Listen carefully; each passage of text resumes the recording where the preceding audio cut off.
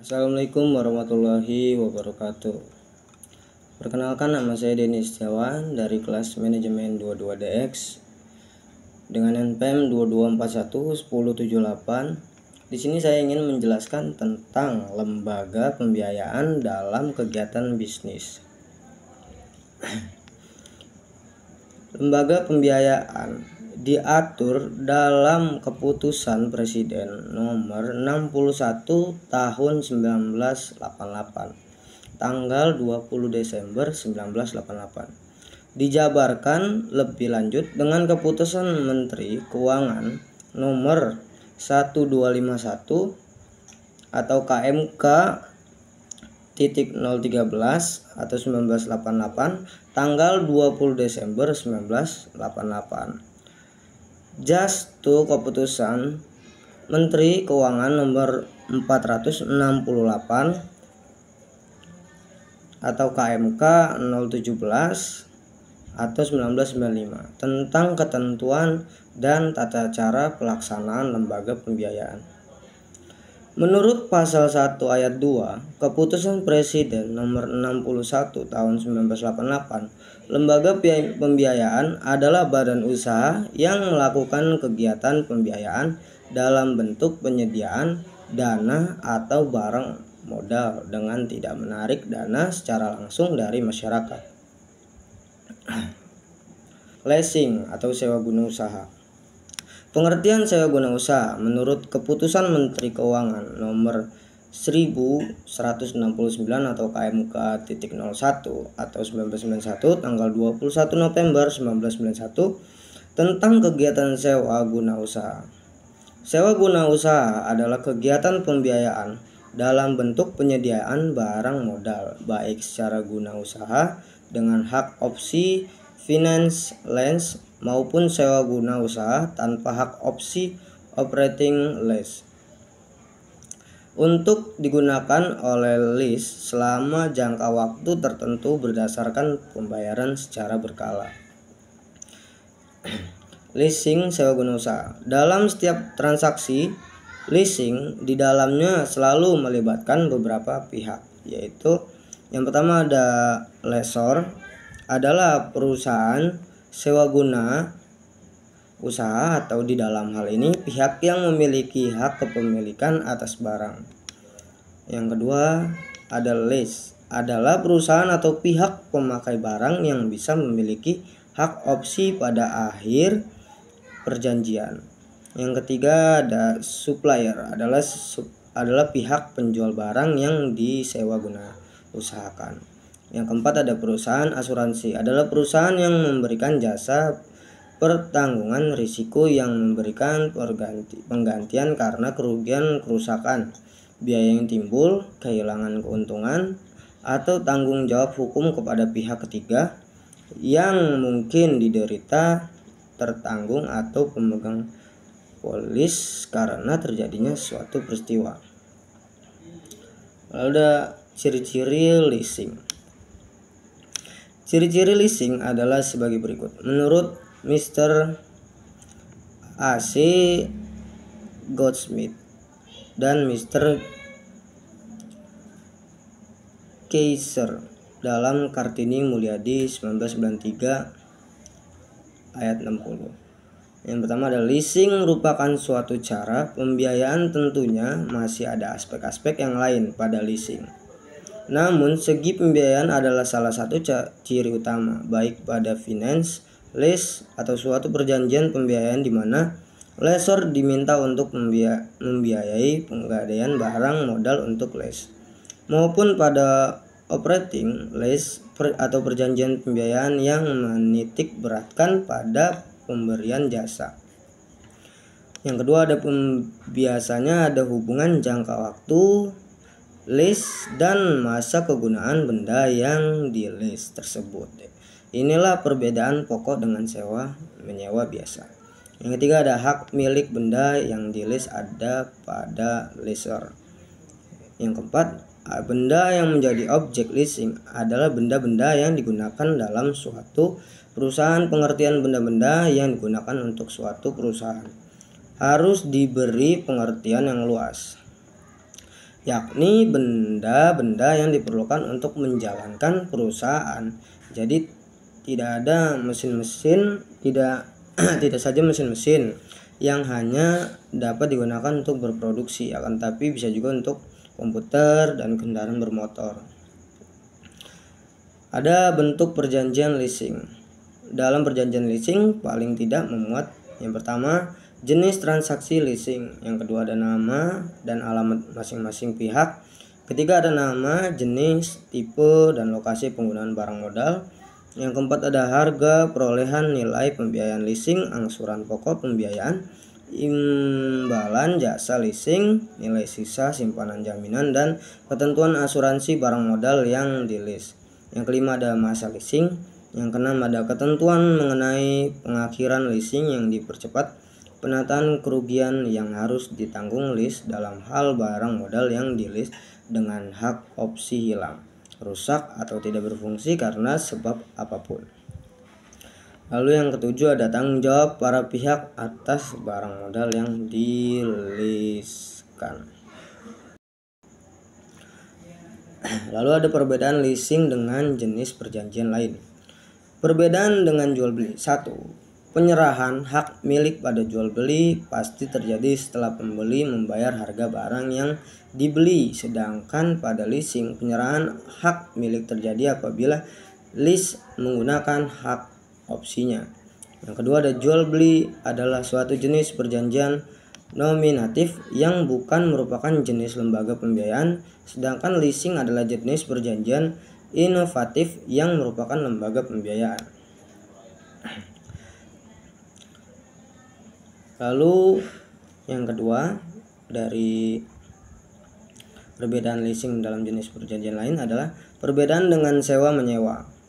Pada leasing, masalah jangka waktu perjanjian yang merupakan fokus utama karena dengan berakhirnya jangka waktu lease diberikan hak opsi, sementara itu pada sewa menyewa masalah waktu bukan fokus utamanya. Yang kedua adalah sewa merupakan jenis perjanjian normatif, yaitu suatu jenis perjanjian yang sudah diatur dalam KUH Perdata. Sementara leasing adalah suatu jenis perjanjian inovatif yang disebut sebagai salah satu lembaga pembiayaan badan usaha. Yang ketiga ada para pihak dalam leasing adalah badan usaha, sedangkan dalam sewa menyewa para pihaknya perorangan.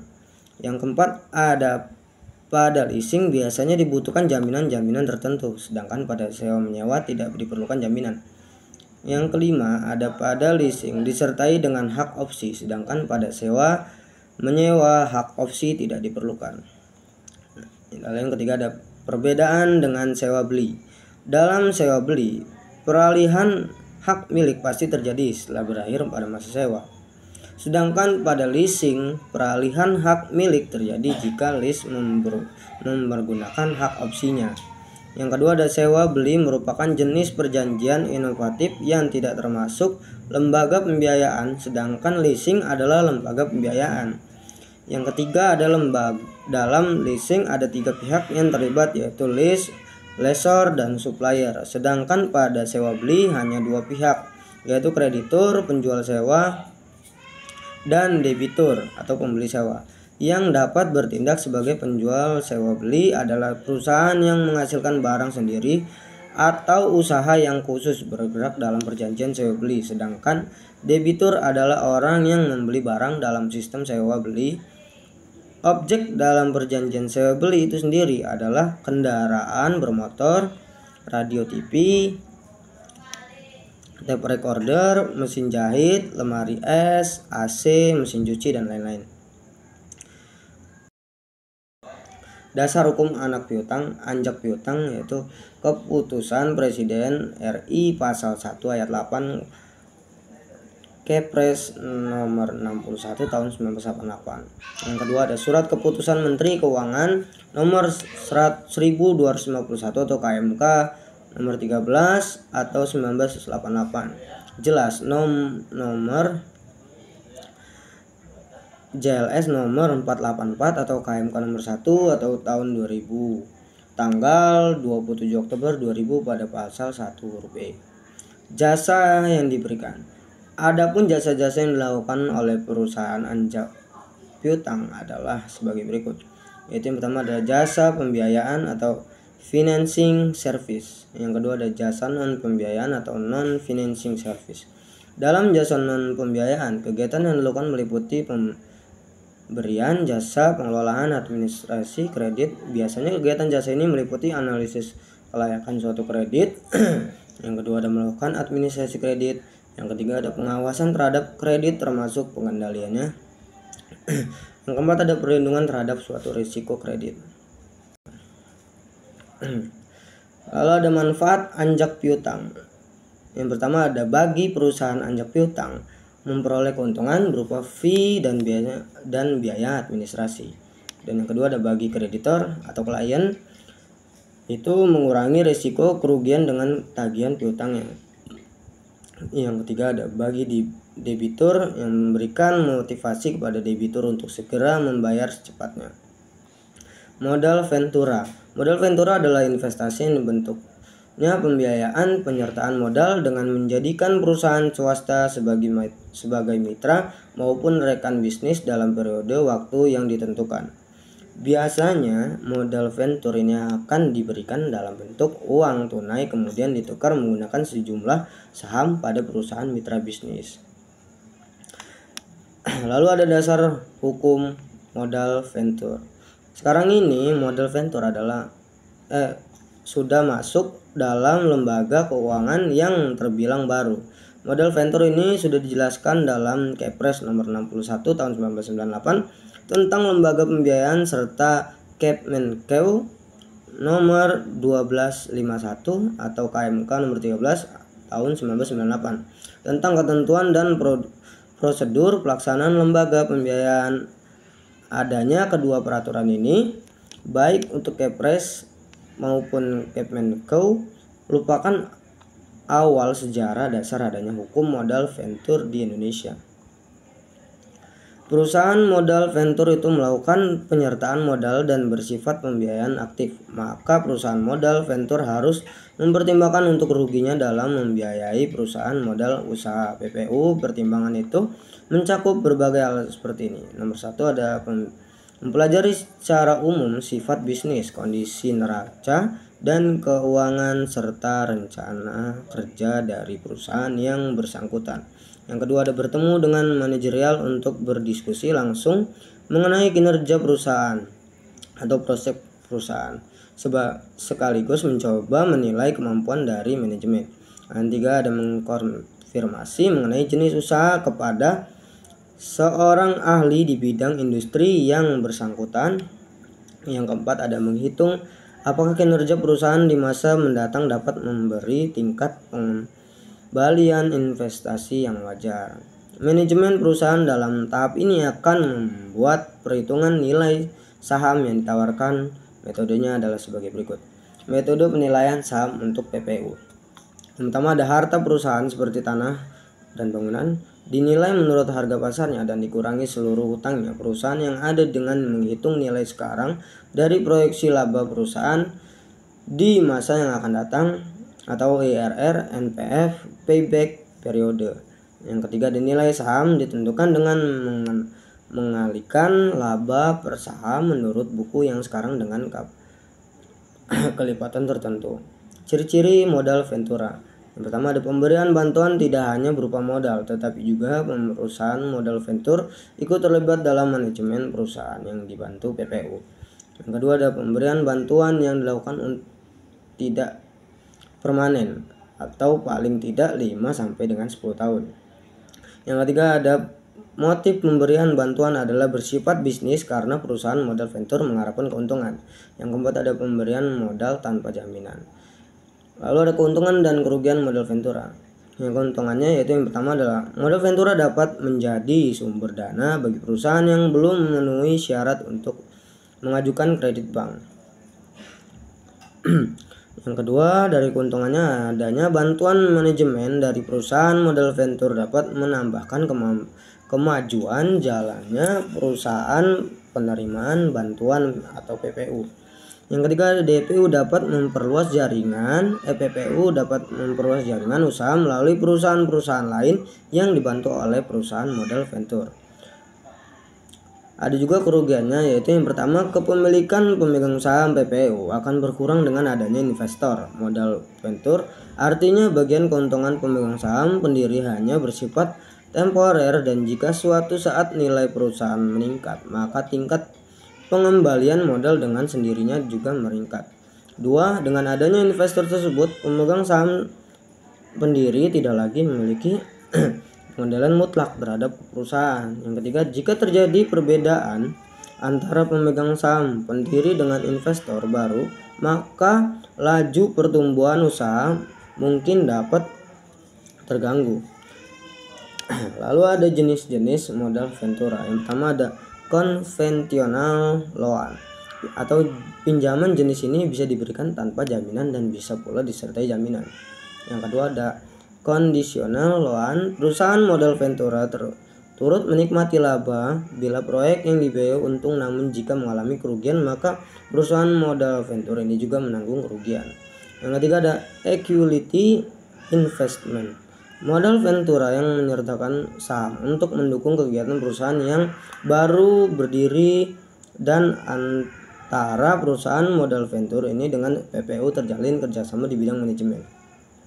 Yang keempat ada pembiayaan konsumen. Adanya suatu lembaga dalam melakukan pembiayaan pengadaan barang untuk kebutuhan konsumen dilakukan dengan sistem pembayaran secara angsuran berkala atau untuk perorangan.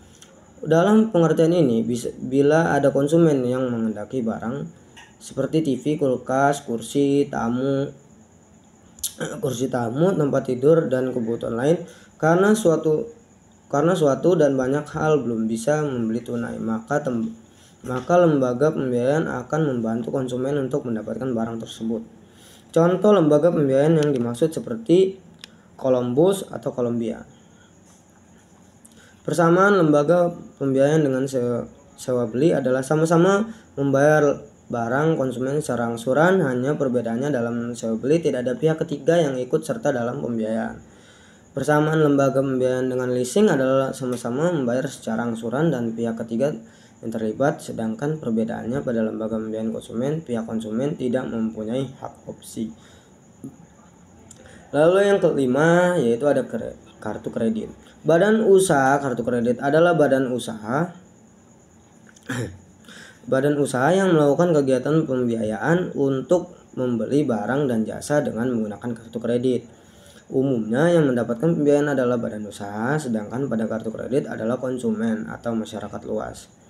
Pemberian kartu kredit tidak dilakukan sembarangan, melainkan hanya diberikan kepada seorang yang memenuhi beberapa persyaratan. Diantaranya adalah benefit, dapat dipercaya, punya kekayaan. Pemegang kartu kredit yang mana sangat diperlukan agar pemakaian kartu kredit tidak melampaui jumlah jaminan atau deposit yang ada pada bank penerbit.